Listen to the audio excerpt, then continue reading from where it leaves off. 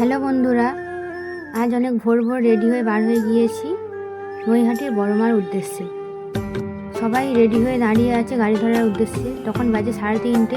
চারদিকে ঘুটঘুটে অন্ধকার, ফুলগুলো কত সুন্দর ফুটে আছে। দিনটা ছিল 27শে আগস্ট, গণেশ পূজার দিন।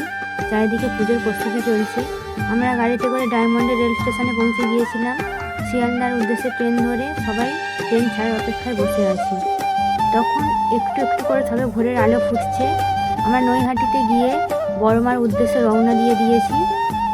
ওখান থেকে পুজোর সমস্ত সামগ্রী কিনে নিয়েছিলাম। তারপরেই আমরা মন্দিরে পৌঁছে গিয়েছি। তখন বাজে 8টা। তখন মন্দিরের ভিড় খুবই কম ছিল, কোনো লাইনই দিতে হয়নি। ভিতরে গিয়ে পুষ্পাঞ্জলি দেওয়ার ফুল নিয়ে মন্দিরের ভিতরে প্রবেশ করলাম।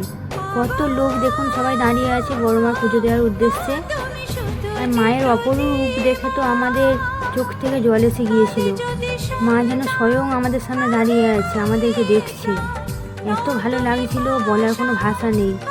ওখানে আমরা সবাই খুব ভালো করে পুজো দিয়ে একটু ফটো ভিডিও নিয়ে বাইরে চলে এসেছিলাম। আর পাশেই একটা গণেশ পুজোর কত সুন্দর প্যান্ডেল করেছে দেখুন।